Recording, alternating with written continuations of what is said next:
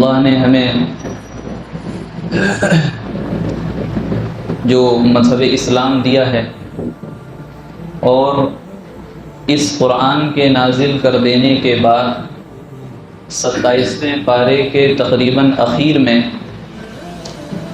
جنات و انسان کے پیدا کرنے کا مقصد بتایا ہے، اور مقصد بتاتے ہوئے فرمایا اللہ رب العالمین نے کہ وما خلقت الجن والانس الا لیعبدون، کہ میں نے انسانوں اور جنات کو صرف اپنی عبادت کے لیے پیدا کیا ہے، صرف اپنی عبادت کے لیے پیدا کیا ہے۔ ایک چیز سمجھنے کی اس میں یہ ہے کہ اگر دنیا میں کوئی انسان کوئی چیز ایجاد کرتا ہے، بناتا ہے، مثال کے طور پر گاڑی بنانے والے نے گاڑی بنائی، موبائل بنانے والے نے موبائل بنایا، اگر ہمارے پاس گاڑی ہے اور اس لیے ہم نے خریدی تھی کہ ہم ایک جگہ سے دوسری جگہ آسانی کے ساتھ وقت کو بچاتے ہوئے جا سکیں اور تکلیفوں سے، سفر کی تکلیفوں سے بچ سکیں، اور وہ فائدہ اگر ہم کو ہو رہا ہے تب تو وہ گاڑی ہمارے لیے فائدہ مند ہے اور اپنے مقصد میں پوری ہے۔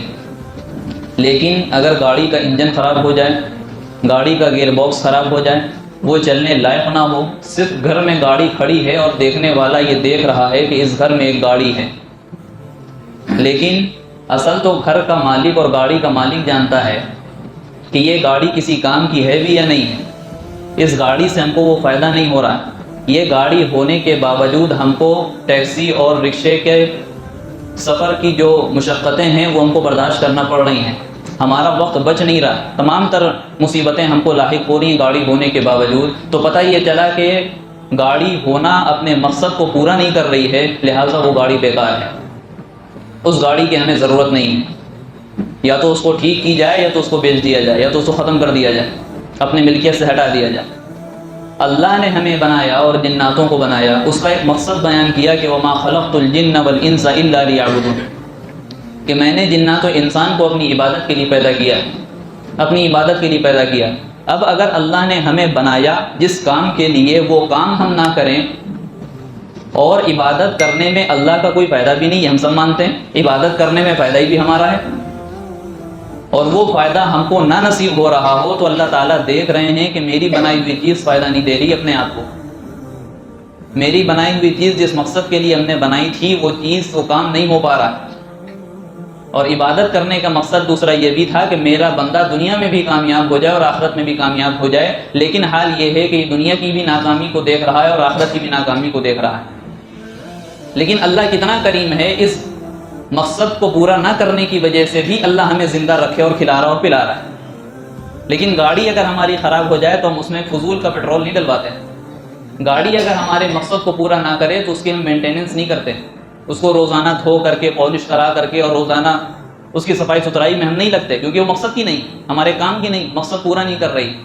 لیکن اللہ کتنا کریم ہے کہ اللہ ہم کو دیکھ رہا ہے کہ یہ میرا بندہ ہے اور اس کو ہم نے عبادت کے لیے پیدا کیا تھا، یہ میرا بندہ میری عبادت نہیں کر رہا، میری بندگی نہیں کر رہا ہے، لیکن پھر بھی اللہ ہمیں کھلا رہا ہے، اللہ ہمیں پلا رہا ہے، اللہ ہمیں جلا رہا ہے۔ ہم اٹھتے بھی ویسے ہی ہیں، رات میں سوتے بھی ویسے ہی ہیں، اور خالی پیٹ اٹھتے ہیں اور رات میں جب سوتے ہیں ہمارا پیٹ بھرا ہوا ہوتا ہے۔ یہ اللہ کا کتنا بڑا کرم اور فضل اور احسان ہے ہم پر، اس چیز کو آج ہم نے بھلا دیا۔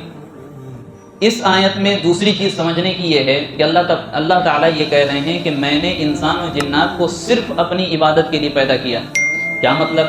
صرف نمازوں میں لگے رہیں، صرف روزوں میں لگے رہیں، صرف سجدے میں پڑے رہیں، دنیا کا مقصد نہیں؟ دنیا کیا کمانے نہیں جائیں گے؟ بیوی بچوں کو کیا کھلائیں گے؟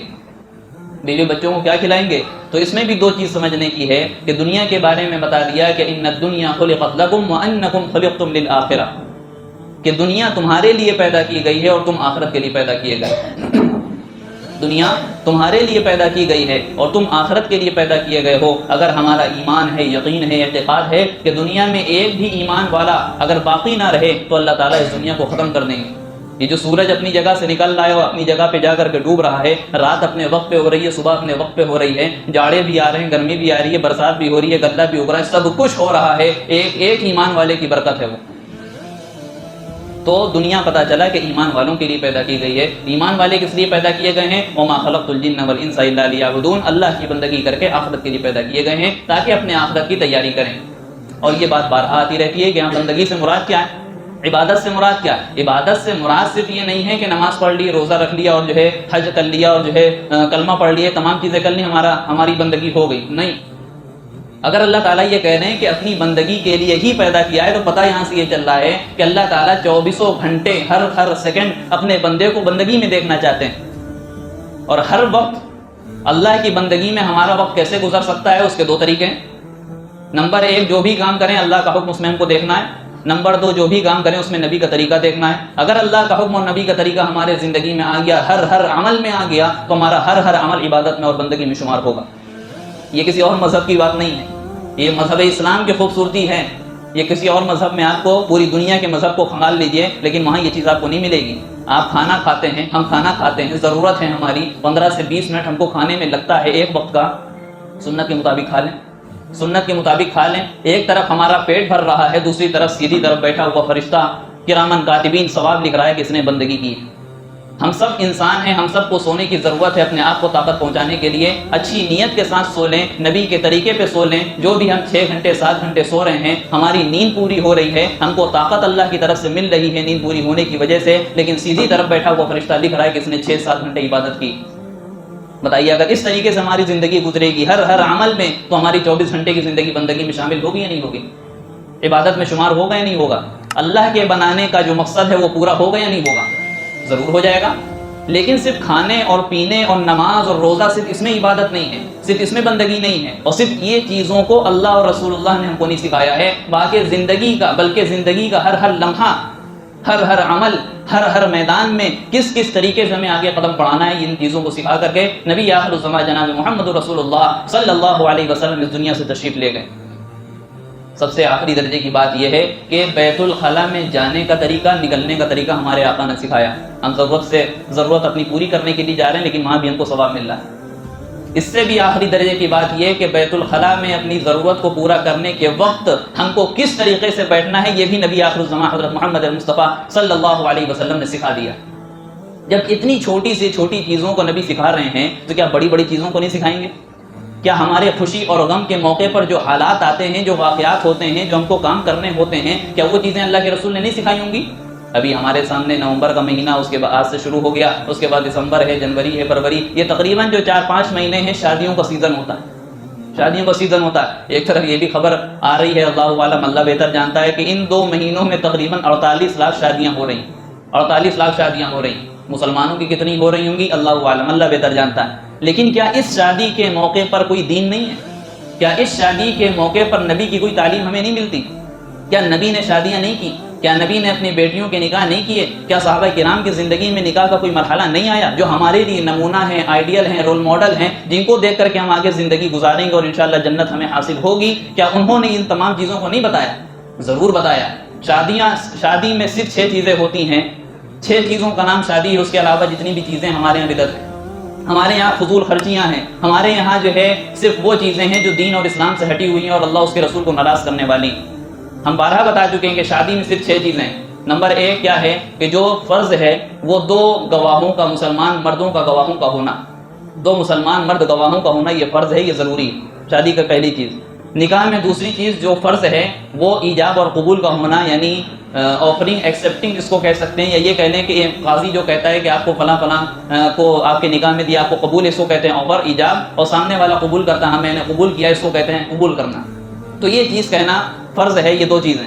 تیسری چیز جو ہے وہ واجب ہے، وہ حق مہر ہے۔ ہر مرد کو اپنی اہلیہ کو حق مہر دینا واجب ہے، واجب ہے، واجب ہے۔ نہیں دیتا ہے، کل قیامت کے دن اللہ کے سوال کیا جائے گا، اس کو حق دلایا جائے گا اس کی اہلیہ کا۔ اور اگر کوئی دینے کی نیت ہی نہیں رکھتا ہے تو اس کے مسائل دوسرے ہیں، علماء کرام سے مل کر کے پوچھیں کہ کیا کیا اس کے لیے سزائیں مقرر کی گئی ہیں، کیا کیا اس کے لیے سزائیں مقرر کی گئی۔ تو یہ تیسری چیز حق مہر ہے جو دینا واجب ہے۔ شادی میں چوتھی چیز، نکاح میں چوتھی چیز ہے جو کہ سنت ہے، وہ کیا ہے کہ نکاح سے پہلے خطبے کا پڑھنا، جو کہ قاضی صاحب، عالم صاحب، مولانا، حافظ جو بھی ہوتے ہیں مسجد میں یا جہاں بھی نکاح ہو رہا ہے، خطبہ جو پڑھتے ہیں، وہ چوتھی چیز سنت ہے۔ نکاح میں جو 5ویں چیز ہے وہ بھی سنت ہے، وہ کیا ہے کہ نکاح جب ہو جائے اس کے بعد جو ہم لوگ چھہارے تقسیم کرتے ہیں، یہ لیجیے، یہ لیجیے، یہ لیجیے، یہ بھی ٹھیک ہے، لیکن سنت یہ ہے کہ چھہاروں کو ایسے اچھال کر تقسیم کرنا، اس طریقے سے اچھال کے تقسیم کرنا۔ بعض لوگ کہتے ہیں کہ مسجد میں سنجیدگی کا ماحول بنائے، ایسے اچھال کے نہ دیں، یہ سنت ہے، نبی نے ایسا کیا ہے، سنت ہے۔ اور نکاح میں آخری چیز جو سنت ہے، سنت ہے چھٹی چیز جو سنت ہے وہ نکاح کے بعد ولیمہ کرنا، اوسط درجے کا، مطلب یہ کہ فضول خرچی سے بچتے ہوئے اور اپنی حیثیت کے مطابق خرچہ کرنا، نکاح ولیمہ کرنا، یہ نکاح میں چھٹی چیز سنت ہے۔ ان کے علاوہ ہمارے معاشرے میں چاہے ہم دوسروں کو دیکھ کر کے متاثر ہو رہے ہوں، چاہے ہم جتنے کام کر لیں اور اس میں جتنے ہم لیبل لگا لیں اپنے دین اور شریعت اور اسلام کا، وہ چیز سنت نہیں بن سکتی۔ اللہ تعالیٰ نے بھی آپ کے سامنے، ہم نے شروع میں خطبے میں آیت پڑھی، یا ایھا الذین آمنوا لا تتبعوا خطوات الشیطان ومن یتبع خطوات الشیطان فانہ یامر بالفحشاء والمنکر۔ اللہ رب العالمین صاحب کہہ رہے ہیں، اے ایمان والوں، شیطان کے نقش قدم پر نہ چلنا، اور جو شخص شیطان کے نقش قدم پر چلے گا شیطان اس کو بے حیائی اور برائی کی طرف دعوت دے گا، بے حیائی کی طرف دعوت دے گا۔ اللہ کے رسول علیہ السلام کی حدیث آپ کے سامنے پڑھی، جس میں اللہ کے رسول علیہ السلام نے فرمایا کہ من احدث فی امرنا ھذا ما لیس منہ فہو رد، میرے اس مذہب اسلام میں جو اللہ نے مجھے لے کر کے بھیجا ہے، اگر اس میں کوئی نئی چیز ایجاد کرتا ہے، نئی چیز پیدا کرتا ہے، مہندی کی رسم پیدا کرتا ہے، مانجھے کی رسم پیدا کرتا ہے، چوتھی کی رسم پیدا کرتا ہے، منگنی پیدا کرتا ہے، اسی طریقے سے منہ دکھائی کے تعلق سے جو باتیں ہیں، اور اپنے گھر کی بہوؤں کو دوسروں کے سامنے شامل کر دینا، دوسروں کے سامنے عیاں کرنا، جہیز کا لینا دینا، بارات کا لے جانا، یہ تمام چیزیں جو ہیں یہ اسلام میں اللہ کے رسول علیہ السلام کا فتویٰ ہم بتا رہے ہیں۔ اللہ کے رسول علیہ السلام نے فرمایا فہو رد، وہ مردود ہیں، کل قیامت کے دن اس کے منہ پہ مار دیا جائے گا، اس سے سوال الگ کیا جائے گا، اللہ تعالیٰ نے اور رسول اللہ صلی اللہ علیہ وسلم نے نکاح کی چیز کو اتنا آسان بنایا تھا، اور اتنا آسان بنایا تھا جس کا نتیجہ یہ تھا کہ اس زمانے میں زنا کے دروازے بند ہو چکے تھے۔ وجہ یہ تھی کہ نکاح سستا تھا۔ آج حال یہ ہوا کہ ہم نے نکاح کو مہنگا کیا اور زنا کو سستا کر دیا۔ ظاہر سی بات ہے، انسان کی فطرت ہے کہ مہنگی چیز کو نہیں لیتا، سستی چیز کو لیتا۔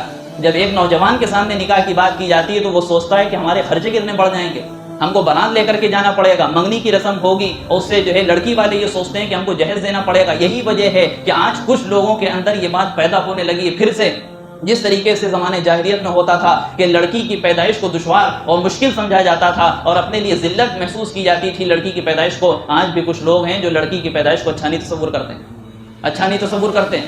یہ ایسے واقعات ہاسپٹل سے باقاعدہ لوگوں نے کارگزاریاں دی، کیونکہ ہم نے اپنے معاشرے میں رہ کر کے جہیز کی ایک ایسی منحوس رسم کو شروع کر دیا ہے جس کا اسلام میں کوئی تعلق نہیں، اسلام میں کوئی نام نہیں ہے۔ ایسی چیز شروع کر دی جو لڑکی والوں کے لیے اور لڑکے والوں کے لیے ایسی جو ہے مصیبت بنی ہوئی ہے، وبال بنی ہوئی ہے کہ زنا کے دروازے ہم کھول سکتے ہیں لیکن نکاح کو آسان نہیں کر سکتے۔ اور پھر دوسری طرف ظاہر ہے کہ تالی ایک ہاتھ سے نہیں بجتی، دونوں ہاتھ سے بجتی ہے۔ اگر جو ہے لڑکی والے کہتے ہیں کہ ٹھیک ہے ہم اپنے حیثیت کے مطابق آپ کو جہیز دیں گے، تو لڑکے والے کہیں پہ ایسے مطالبہ کرتے ہیں کہ ہم کو جہیز میں یہ چاہیے، وہ چاہیے، یہ چاہیے۔ ایسے لوگوں سے صاف کہا جاتا ہے کہ آپ جہیز کا مطالبہ نہ کریے، رمضان میں آ کر کے زکوٰۃ کا مطالبہ کریے اگر آپ اتنے مستحق ہیں۔ بغیرتی کی انتہا علماء نے لکھا اور کہا ہے کہ بغیرتی کی انتہا ہے کہ آپ نکاح کر کے اپنی اہلیہ کو لے کر کے گھر پہ آ رہے ہیں اور آپ کی اتنی حیثیت نہیں، آپ کی اتنی وقت اور جو آپ کی اتنی جو حیثیت نہیں ہے کہ آپ اپنی اہلیہ کو اپنے خریدے ہوئے بیڈ پہ بیٹھا سکیں، آپ اپنے خریدے ہوئے برتنوں میں کھانا کھلا سکیں، آپ کے دوست جب آئیں تو آپ اپنے خریدے ہوئے صوفے پہ ان کو بٹھا سکیں۔ آپ کی اتنی حیثیت نہیں، آپ اپنی اہلیہ سے لیتے ہیں۔ وہ شخص جو اپنی لڑکی کو سب کو دیے دے رہا ہے، آپ کے حوالے کرے دے رہا ہے، ہمارے حوالے کرے دے رہا ہے، اس کے بعد وہ جہیز بھی دے، کتنا ٹینشن ہوتا ہے لڑکی والوں کے اوپر، کتنا ٹینشن ہوتا ہے۔ ان تمام چیزوں کو ہم نہیں سوچتے، لیکن دوسری طرف جہاں لڑکوں والوں کی طرف سے پھر یہ آسانیاں کی جاتی ہیں تو پھر لڑکی والے پھر ویسے ہی ڈھونڈتے ہیں کہ ہم کو سرکاری نوکر چاہیے اور اتنا بڑا بزنس چاہیے، اتنا بڑا گھر چاہیے۔ ہر طرف سے غلطیاں ہیں۔ ہم اپنے آپ کو دیکھیں کہ وما خلقت الجن والانس الا لیعبدون پر عمل کر رہے ہیں یا نہیں کر رہے ہیں۔ اگر کر رہے ہیں تو اللہ کے بنائے ہوئے مقصد میں ہم کامیاب ہیں، اگر نہیں کر رہے ہیں تو اللہ نے جس مقصد کے تحت ہمیں اور آپ کو بنایا تھا اور انسان و جنات کو بنایا تھا، اس مقصد میں ہم پورے نہیں اتر رہے ہیں، اللہ تعالیٰ قلم سے سوال کرے گا، اور ہماری جو شادی کا سلسلہ اور نکاح کا جو سلسلہ ہے یہ ہماری بندگی سے دور ہوتا چلا جا رہا ہے۔ کہنے والے یہ کہتے ہیں کہ صرف ایک بار کی جاتی ہے، ہم کو اپنی مرضی سے کر لینے دیجیے، دھوم دھڑکا کر لینے دیجیے اور شور شرابہ کر لینے دیجیے۔ بھائی جو چیز ایک بار کی جا رہی ہے اس کو تو اور زیادہ اہتمام اور سنت کے اہتمام کے ساتھ کرنا تھا، اس کو تو اور زیادہ اللہ کی رضا کے لیے ہمیں کرنا تھا، وہ تو اور زیادہ اس چیز کے لائق تھی کہ اللہ کی رضا کے لیے سنت و شریعت کے مطابق کرتے، لیکن اس میں بھی ہم پیچھے ہٹتے چلے جا رہے ہیں۔ بڑا فتنہ ہے اس چیز کا جو ہمارے یہاں پنپ رہا ہے، جس کی وجہ سے زنا کے دروازے ہمارے جو ہے محلوں میں کھل چکے ہیں اور ہمیں اس چیز کی خبر نہیں ہے۔ ہم سب کو آنکھ کھولنے کی ضرورت ہے، اپنے گھروں کے نکاح اور اپنے خاندان کے نکاح کو آسان اور سستا بنانے کی کوشش کریں۔ جتنے بھی نکاح ہونے والے ہیں ہم تہیہ کریں کہ نہ ہم جہیز دیں گے نہ جہیز لیں گے۔ ہمارا نوجوان جو بیٹھا ہوا ہے وہ اس چیز کو طے کرے نہ ہم جہیز کا مطالبہ کریں گے، اور اگر دیا جائے گا تو ہم اس سے انکار کر دیں گے۔ نہ ہم بارات لے کر کے جائیں گے اور ان لڑکی والوں کے اوپر باقاعدہ زور زبردستی کریں گے اور ان کے اوپر بوجھ بنیں گے. اگر ایسی نیتیں ہم کرتے ہیں تو اللہ کی طرف سے انشاءاللہ وعدے اور اللہ کی طرف سے اچھے فیصلے بھی اتریں گے اور خیر کے معاملات ہمارے ساتھ کیے جائیں گے. زنا کے دروازے بند ہوں گے, نکاح کا پروموشن ہمارے ذریعے سے انشاءاللہ ہوگا. اللہ تعالیٰ سے دعا ہے کہ اللہ تعالیٰ ہم سب کو کہنے سننے زیادہ عمل کی توفیق عطا فرمائے, کامل دین پر چلنا ہم سب کو آسان فرمائے. آمین وآخر دعوانا ان الحمدللہ رب العالمین. ویڈیو اگر اچھی لگی ہو تو لائک کریں, شیئر کریں اور چینل کو سبسکرائب کرنا نہ بھولیں, اور ساتھ ہی ساتھ بیل آئیکن کو پریس کریں تاکہ نئی ویڈیو کی نوٹیفیکیشن آپ کو ملتی رہے.